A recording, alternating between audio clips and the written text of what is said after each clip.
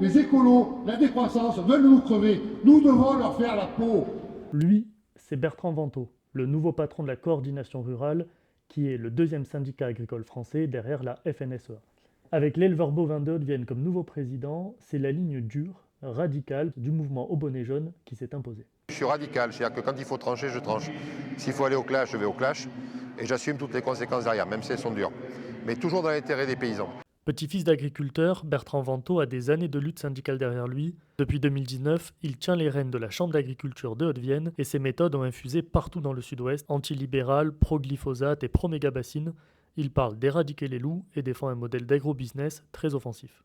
Car Bertrand Vantaux est un homme d'action, peu enclin au dialogue, mais plutôt adepte des opérations coup de poing, des blocages musclés et des prises de parole saillantes. La dernière en date visait l'une de ses cibles favorites, les écolos. Le combat principal de la CR, bien sûr il est européen, bien sûr il est combattre le libre-échange et ainsi de suite, mais surtout à remettre de l'ordre au niveau de la France. Les écolos, la décroissance veulent nous crever. Nous devons leur faire la peau.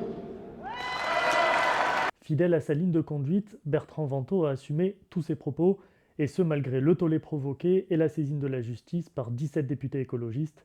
Il était invité sur le plateau de France 3 Limousin le lendemain.